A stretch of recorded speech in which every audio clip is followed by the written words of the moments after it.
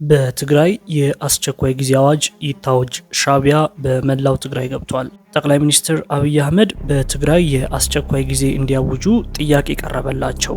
የቀድሞ የህወሓት ከፍተኛ አመራር ትግራይ የጦርነት አውድማ ልትሆን ነው ሲሉ አስጠንቅቀዋል። ማዕከላዊ መንግስቱ በአፋጣኝ የአስቸኳይ ጊዜ አዋጅ ማወጅ አለበትም ብለዋል። ትግራይ ሻዕቢያ የሚራኮትባት ሆናለች ያሉም ሲሆን ሻዕቢያ ጓዙን ጠቅልሎና የኢትዮጵያን ድንበር ጥሶ በመላው ትግራይ ገብቷል ሲሉ ተደምጠዋል። አብይ በክልሉ የአስቸኳይ ጊዜ አዋጅ እንዲያውጁ የተጠየቁት ደብረጽዮን በቴክኖሎጂ ሊያጠፉን ነው ባሉ ማግስት ነው። የቀድሞዋ የፌዴሬሽን ምክር ቤት አፈ ጉባኤና የህወሓት ከፍተኛ አመራር ኬሪያ ኢብራሂም ዝምታቸውን ሰብረዋል። ወይዘሮ ኬሪያ ስለ ትግራይ አሁናዊ ሁኔታና ማዕከላዊ መንግስቱ ማድረግ አለበት ያሉትን ጉዳይ አስመልክቶ የሰጡት አስተያየት እጅግ አነጋጋሪ የሆነ ነው። የትግራይ ህዝብ ከፌዴራል መንግስቱ ጎን መቆም እንዳለበት የቀሰቀሱት ኬሪያ ከመንግስት ጎን ሆነን ህዝቡን ከችግር እናላቅ የሚል ምክረ ሀሳብ አቅርበዋል። ከወጋታህ ጋር ባደረጉት በዚህ ቃለ መጠይቅ ይህ ምክረ ሀሳብ ጠንከር በማድረግ ከፌዴራል መንግስቱ ጎን ከመቆም ውጪ ሌላ አማራጭ የለም ሲሉ ተናግረዋል። የፌዴራል መንግስት ሊመልሳቸው የሚችላቸውን ጥያቄዎች ሊመልስ የሚችለው ከጎኑ በመቆም እንጂ በመቃወም መሆን የለበትም ብዬ አምናለሁ የሚሉት ፖለቲከኛዋ የትግራይ ህዝብ ሀገሩን የመውጋት ጥቁር ታሪክ የለውም ብለዋል። የህወሓት ቡድን በተለያዩ ምክንያቶች ህዝቡን ለጦርነት ለማነሳሳት እየሞከረ ነው። ስለዚህ ራሳችንን ከፌዴራል መንግስት ጋር ማሰለፍ አለብን። የትግራይ ምድር የጦር አውድማ እንዳትሆን መጠንቀቅ አለብን። ከጥፋት ኃይሎች ጋር ማበር የለብንም ብለዋል። ትግራይ የጦር አውድማ መሆን የለባትም። ስለዚህ ይህ እንዳይሆን ደግሞ አሰላለፋችንን እናስተካክል ሲሉ የቀድሞዋ አፈ ጉባኤ ተደምጠዋል። ቀጥለውም ሰላም ይፈጠር እያልኩ ነው፣ ጦርነት ይቁም እያልኩ ነው። በትግራይ ሰላም እንዲሰፍን ከተፈለገና በህጋዊ መንገድ ሊፈታ ካልቻለ የአስቸኳይ ጊዜ አዋጅ ሊታወጅ ይገባል። ምክንያቱም በትግራይ ስርዓት አልበኝነት አለ። ህዝቡ ለጦርነት የሚሆን ገንዘብ እንዲለግሱ እየተነገራቸው ነው። ሁሉም በጦርነቱ እንዲሳተፍ ለማስገደድ እየሞከሩ ነው ሲሉም ከ4 ኪሎ ትግራይ ላይ የአስቸኳይ ጊዜ አዋጅ እንዲታወጅ አስጠንቅቀዋል። አስቸኳይ ጊዜ አዋጅ ማወጅ እንደ ሁለተኛ አማራጭ ሊወሰድ ይገባል የሚሉት ኬሪያ ይህን የምለው የሀገርን ሉዓላዊነትና ብሔራዊ ጥቅም ያስከብራል ብዬ ስለማምን ነው። ህዝቡ በስርዓት አልበኝነት ውስጥ እንደሚገኝ ጊዜያዊ አስተዳደሩ ስልጣኑን በመቀማቱ በህጉ መሰረት መመራት አልቻለም።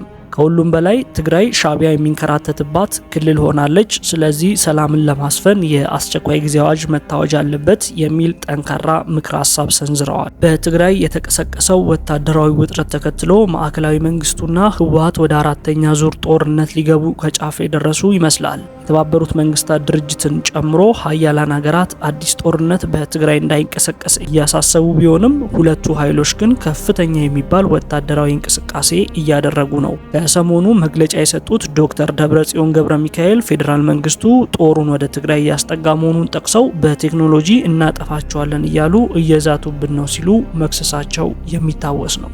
የሱዳን ጦርነት ፕሮክሲ ዋር ወይንም የውክልና ጦርነት ሆኗል። አርኤስኤፍ ድንገት የተፈጠረ አማጺ ሳይሆን የቀድሞ መንግስት በህግ የፈጠረው በጀት የሚመደብለትና በደህንነት መዋቅር ውስጥ ትልቅ ስልጣን የነበረው ኃይል ነው። ከኦማር አልበሽር ዘመን ጀምሮ የሀገሪቱ ታላላቅ ኢንዱስትሪዎችን፣ የግብርና ፕሮጀክቶችንና የንግድ ድርጅቶችን ይቆጣጠራል። በጄኔራል ሄምቲ ቤተሰቦች በኩል የወርቅ ማዕድናትን፣ የድንበር ንግድንና የውጭ ወታደራዊ ቅጥር ወይንም ሜርሰነሪ ወርክን ገቢን ይቆጣጠራል። አርኤስኤፍ እንደ ማንኛውም ሚሊሻ ሳይሆን በህግ እውቅና ያለው የራሱ የደህንነት መዋቅርና ዘመናዊ ትጥቅ ያለው ኃይል ነው። አልቡርሃን ሄምቲ በ2019 አልበሽርን ከስልጣን ለማውረድ በ2021 የሲቪል መንግስቱን ለማፍረስ ወይንም ኮፕ በአንድነት ቆመው ነበረ። አገሪቱን ወደ ሲቪል አስተዳደር ለመመለስ በሚደረገው ድርድር ላይ ማን የበላይ ይሁን የሚለው ጥያቄ መለያየት አመጣ። አንዱ የሌላውን የገቢ ምንጭ ለመቆጣጠር ወይንም በበጀት ክፍፍል ላይ የበላይነት ለመያዝ ያለውን ፍላጎት ወደ ጦርነት ገፋፋቸው። ጦርነቱ በሁለቱ ወታደራዊ ተቋማት መካከል የሚደረግ ግጭት ብቻ ሳይሆን የሁለት መንግስታዊ መዋቅሮች ወይንም ዱዋል ስቴት ስትራክቸርስ የአንድ ሀገርን ሉዓላዊ ስልጣንና ሀብትን ለብቻ የመቆጣጠር ፍላጎት ግጭት ነው። በዓለም ፖለቲካ ውስጥ ዘላቂ ወዳጅ የለም ዘላቂ ጥቅም እንጂ የሚለው ብሂል በሱዳን ምድር በግልጽ ይታያል። የሱዳን ጉዳይ የሁለት ጄኔራሎች ጦርነት ብቻ ሳይሆን የቀይ ባህርን የአባይን ተፋሰስ ጂኦፖለቲካዊ ለመቀየር የሚደረግ የጥቅም ትግል ነው። የግብጽ የሳውዲና የቱርክ ተሳትፎ ደግሞ ለጦርነቱ ተጨማሪ ነዳጅ እየሆነ ነው። ሳውዲ ቀይ ባህርን እንደ ግል ጓሯ ነው በሱዳን በኩል የሚመጣ አለመረጋጋት የሷን ቪዥን 2030 የቱሪዝምና የኢኮኖሚ ፕሮጀክት ስለሚያውክባት ሰላም እንዲሰፍን ትፈልጋለች። ሳውዲ ራሷን እንደ ቀጠናው መሪና ሰላም አውራጅ ለማቅረብ ትጥራለች። የጅዳው ንግግር ወይንም ጅዳ ቶክስ የምታዘጋጀውም ለዚህ ነው። ሳውዲ በሱዳን ምድር ላይ የኢምራት ተሰሚነት ብቻውን እንዲገን አይፈልግም። ሳውዲ በሱዳን ምድር ላይ የኢምራትስ ተሰሚነት ብቻውን እንዲገን አይፈልግም። ስለዚህ ከሁለቱም ወገኖች ጋር በተለይም ከመደበኛው ጦር SAF ጋር ግንኙነቷን ታጠናክራለች። ቱርክ በሱዳን የግብርናና የመሰረተ ልማት ኢንቨስትመንት አላት። በተለይም በስዋኪኒ ደሴት ላይ የነበራት የወታደራዊ ሰፈር የመገንባት ፍላጎት በሱዳን መደበኛ ጦር በኩል ይሳካላታል ብላ ታምናለች። ቱርክ ለሱዳን መደበኛ ጦር ድሮኖችንና ወታደራዊ ቁሳቁሶችን በማቅረብ ረገድ ትልቅ ሚና አላት። ይህም ከግብጽና ከሳውዲ ጋር በአንድ ወገን እንድትቆም አድርጓታል። ግብጽ ከታሪካዊና ከናይል ውሃ ጋር በተያያዘ የሱዳን መደበኛ ጦር እንዲያሸንፍ ትፈልጋለች። ግብጽ የሱዳን መንግስት ከእሷ ጎን እንዲቆም ትፈልጋለች። የህዳሴ ግድብን በተመለከተ ሱዳን ከኢትዮጵያ ጋር እንድትጋጭ ወይም ቢያንስ የግብጽን አቋም እንድትደግፍ ግፊት ታደርጋለች። ቱርክና ሳውዲ ግብጽ የገቡት ስለ ሱዳን ህዝብ ዲሞክራሲ አሳስቧቸው ሳይሆን የቀይ ባህርን በር ማን ይቆጣጠረው የሚለውን ጥያቄ ስለሚያሳስባቸው ነው። በዲፕሎማሲው ዓለም የጠላት ወዳጄ ነው የሚባለው ብሂል ሁልጊዜም ለሀገራዊ ጥቅም ሲባል ይሰራበታል። የጄኔራል አልቡርሃን መንግስት ከግብጽ ጋር ያለውን ወታደራዊ ትስስር ለኢትዮጵያ ቀጥተኛ ስጋት ነው። የሱዳን መደበኛ ጦር የግብጽ መጠቀሚያ እስከሆነ ድረስ ኢትዮጵያ ጥቅሟን ለማስጠበቅ ከኢምራትና ከምትደግፋቸው ኃይሎች ጋር ያላት ትስስር የግድ ነው።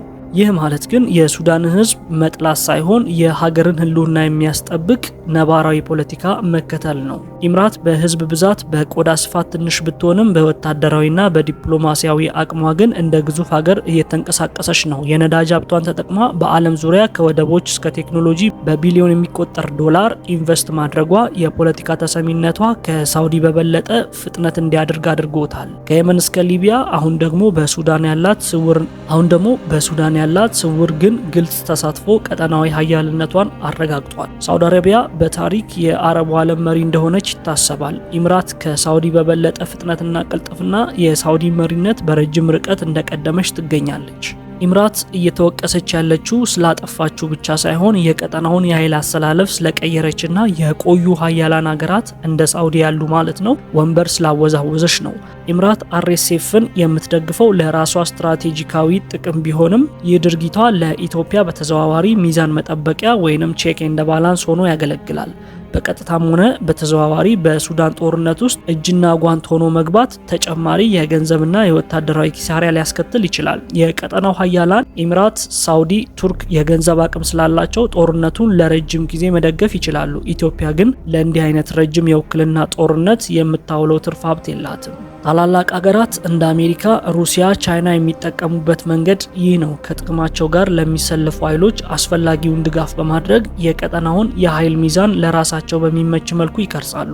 በአደባባይ ገለልተኛ መስሎ በስውር ግን ጥቅምን ከሚያስከብር ኃይል ጋር መቆም በዘመናዊ ፖለቲካ ብልሃት እንጂ ክህደት ተደርጎ አይቆጠርም። ኢትዮጵያም ይህን ጥበብ ተጠቅማ ከግብጽና ከሱዳን ጦር የሚመጣባትን ጫና በኢምራትስና በRSF በኩል መመከት መቻሏ በረጅም ጊዜ ለሀገሪቱ ሰላምና ዋስትና ይሆናል።